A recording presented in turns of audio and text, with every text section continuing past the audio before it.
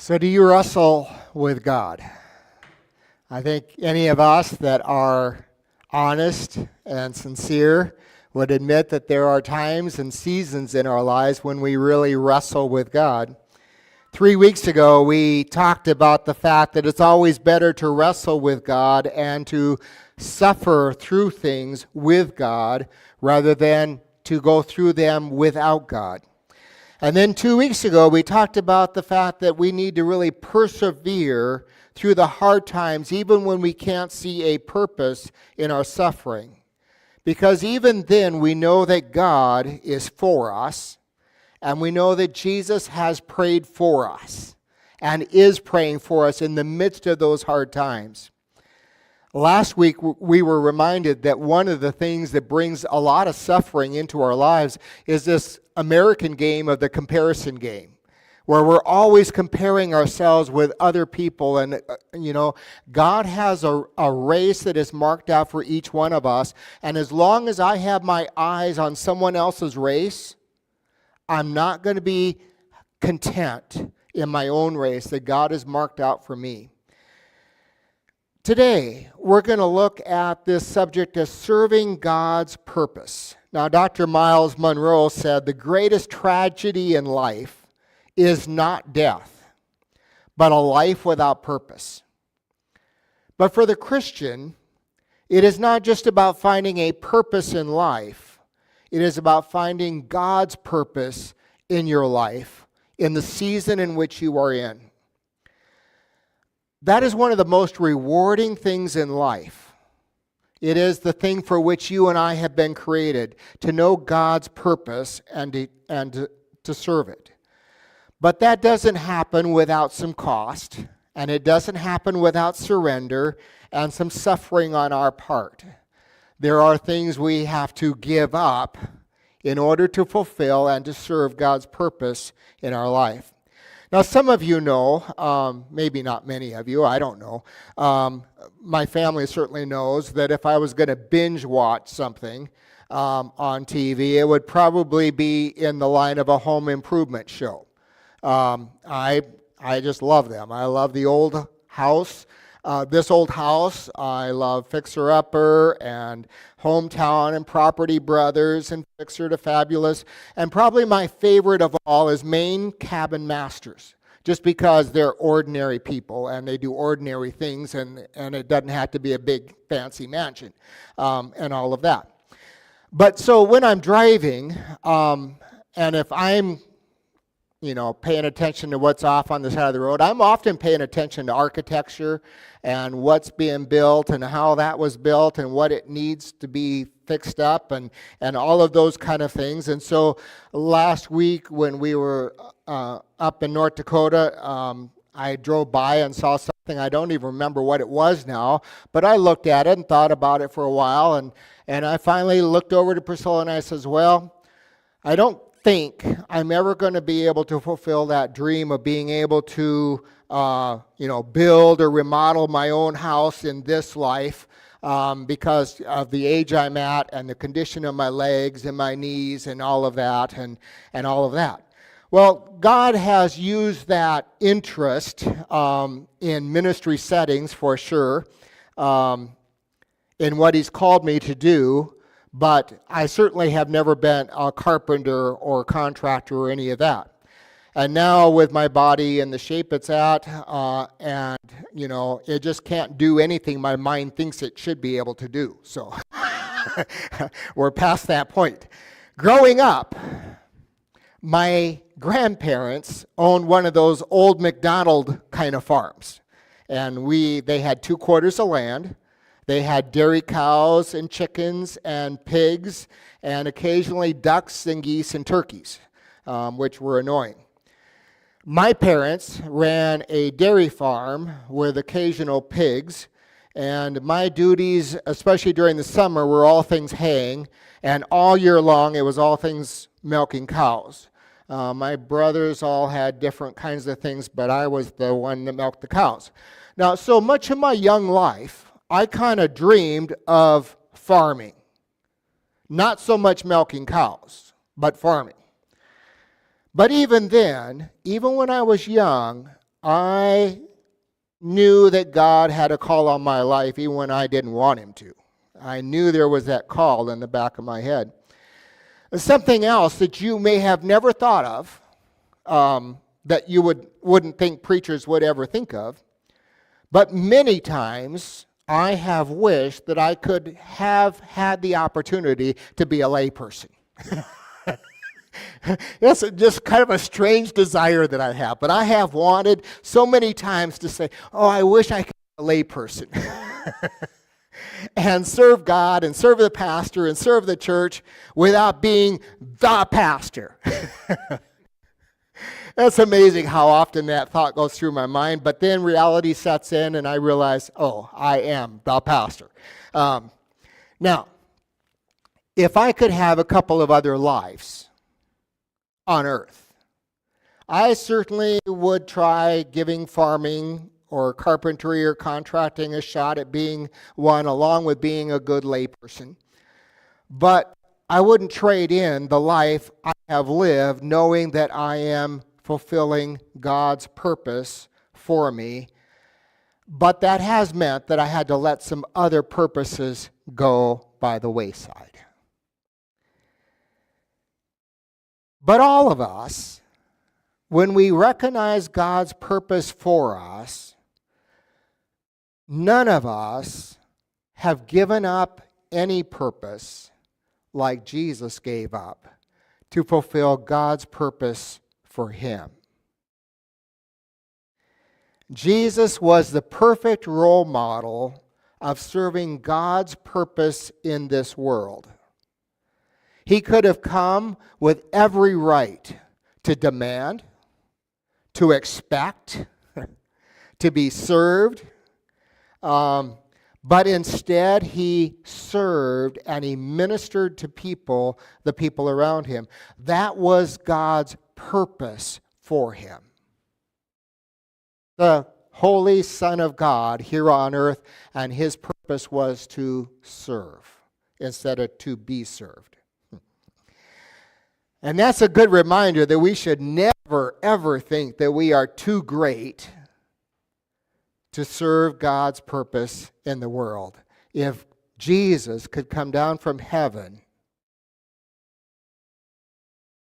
and serve God's purpose in the world instead of his own, then you and I can always humble ourselves and serve God's purpose in the world. Our life is never truly about us. Our life is really about other people. Mark chapter 10, verse 45 says, "For even the Son of Man did not come to be served, but to serve and to give his life as a ransom for many." So Jesus' life, God's purpose for him was not just to come and serve and do good deeds and heal some people, but it was to give his life as a ransom for many. To die on a cross. And he served that purpose of God at great personal cost to him. Now, you will remember as we come up this time of Easter that there was the day in the garden. It came at a great cost. It says he sweat drops of blood. There is this point of just total agony in which the human body will start sweating blood. Very, very few have ever had that happen, but Jesus did in the garden. His purpose would have been to not go through the crucifixion. God's purpose was for him to go through the crucifixion. And he got to the garden and he said, "Not my will, not my purpose, but thy purpose be done." We've been looking at the last couple of weeks in Hebrews chapter 12, verses 1 and 2. And at the end of verse 2, it says this, "Who for the joy set before him, he endured the cross, scorning its shame, sat down at the right hand of the throne of God. He gave up his purpose and did God's purpose. Jesus knew God's purpose for him. He knew all along that he was heading to Jerusalem and he was heading to the crucifixion, but he set out resolutely. He had the whole disciples, all of them were chiming in agreement. Do not go to Jerusalem. And Jesus said, I must go there. That is God's purpose for me. Luke chapter 9, verse 51. As the time approached for him to go to Jerusalem, to be taken up to heaven, Jesus resolutely set out for Jerusalem. I want to remind you that we can be very religious. We can be among the religious elite. We can be religious leaders and completely miss God's purpose for each one of us. We can be spiritually gifted and have a lot of the works of the spiritual gifts operating in our life and still miss God's purpose for us. You see, the Pharisees and the experts in the law and the teachers of the law, they were prime examples of that. They were the religious leaders of the day. And what does Jesus say about them? Luke chapter 7, verse 30, but the Pharisees and experts in the law rejected God's purpose for them. They had not been baptized by John. There was no repentance among them. They were too full of pride and arrogance. And pride is sin. And the word for sin is that Greek word hamartia, which is an archery term. And it just means, to pull out and to miss the mark. You miss the bullseye of God's purpose. Sin is just missing that purpose that God has for us. And so in the end, these religious leaders, they crucified their own Messiah. When you don't serve God's purpose, you never know what you're going to put to death. You never know what cost it's going to bring in your life. If we're going to serve God's purpose, we have to choose to be done with our own purposes. And we have to choose his purpose. 2 Timothy chapter 2, verse 21 says, those who cleanse themselves of the latter, of their own purposes, will be instruments for special purposes, made holy, useful to the master, and prepared to do any good work. Well, not only do we have to surrender our own purposes and say, God, this is my purpose right now in life. I'm going to give that up, but I also have to choose God's purpose. Romans chapter 9, verse 21, the author writes, does not the potter have the right to make out of the same lump of clay some pottery that has special purposes and others for common use?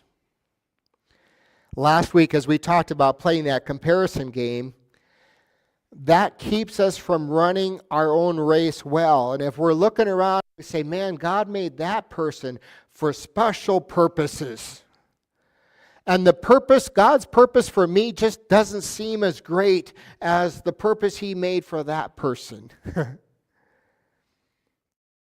And sometimes in this whole thing of adopting God's purpose, I have to get done with comparing myself with God's purpose for someone else's life and accept the purpose that God made for me and my life. Ours is to fulfill God's purpose for our life in the season in which we are in. And you and I can only do that through surrender to God, through dependence on God, and through obedience to God. Philippians chapter 2, verse 13. You know this verse well. For it is God who works in you to act in order to fulfill his good purpose.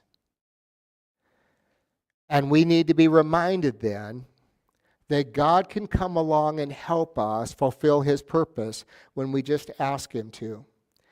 Now, one of the heroes of the Bible is King David. And King David is really quite an interesting study in this matter of fulfilling God's purpose in your life. Psalm 78, verses 70 and 72 says this, God chose David, his servant, and took him from the sheep pens, from tending the sheep he brought him, to be the shepherd of his people Jacob, of Israel, his inheritance.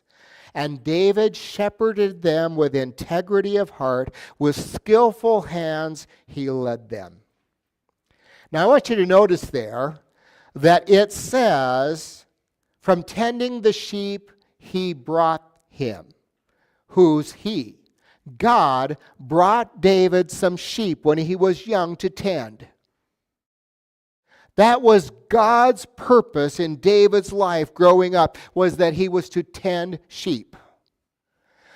I suspect, just from some other scriptures that I know about David, that he had some older brothers that put him down, that thought his purpose in life was pretty measly, not very impressive.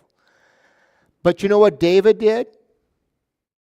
He said, this is my purpose in life, to take care of these sheep regardless of what my brothers think. This is my purpose. And David shepherded his sheep at that point in his life.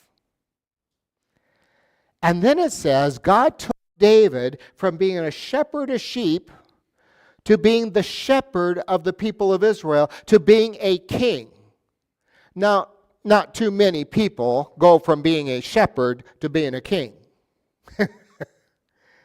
But that was God. God had planned for him to learn to nurture sheep and take care of sheep, to go to be the king of Israel, care for them. And it says, David shepherded them with integrity of heart, and with skillful hands he led them.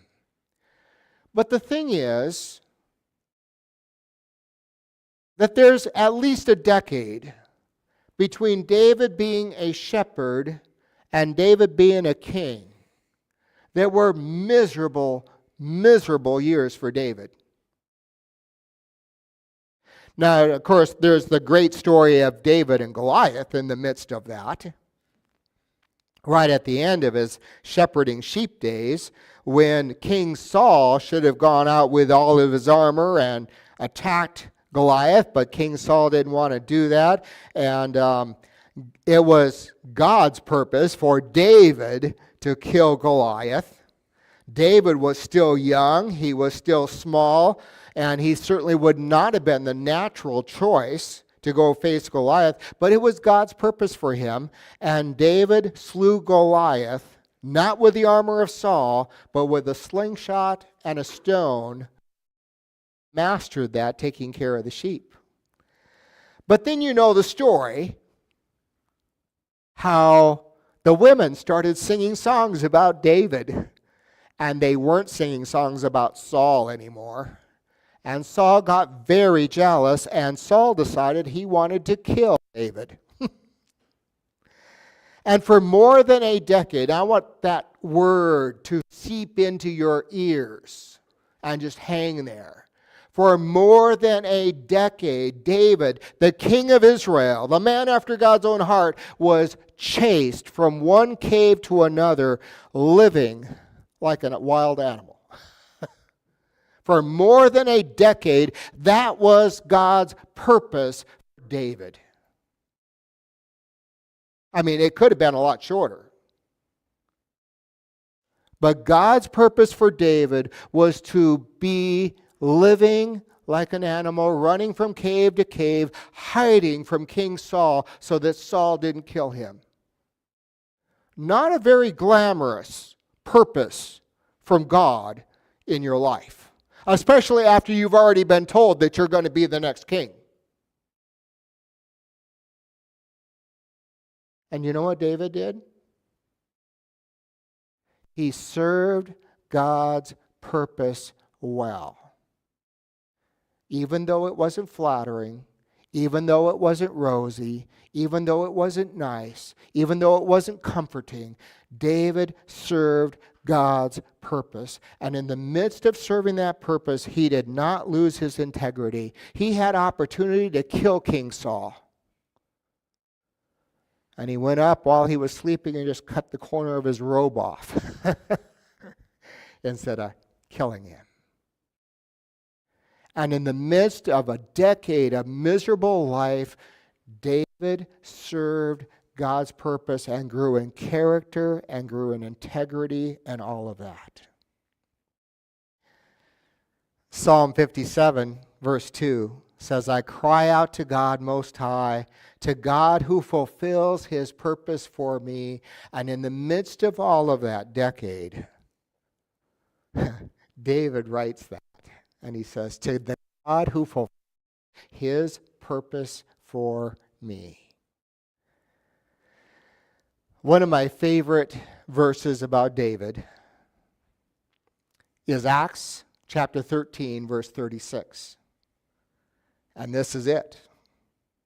It's not many of your favorite Bible verse. I will say that.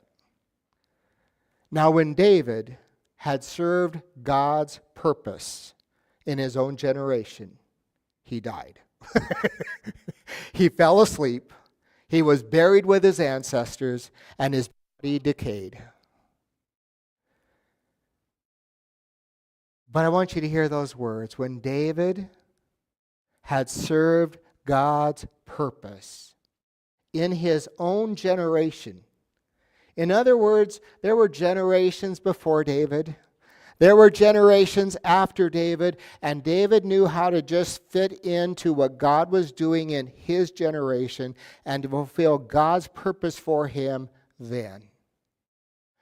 And not only in his own generation, but in his own season of his life. Because God had a different purpose for David when he was young than when he was 40. And then when he was king of Israel. Now all of them related, and God used one season to enable him for the next season and all of that.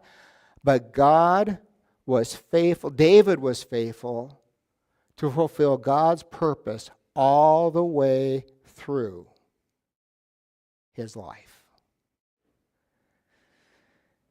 I just want to say to you today, as we go through this wrestling and suffering season, what season are you in?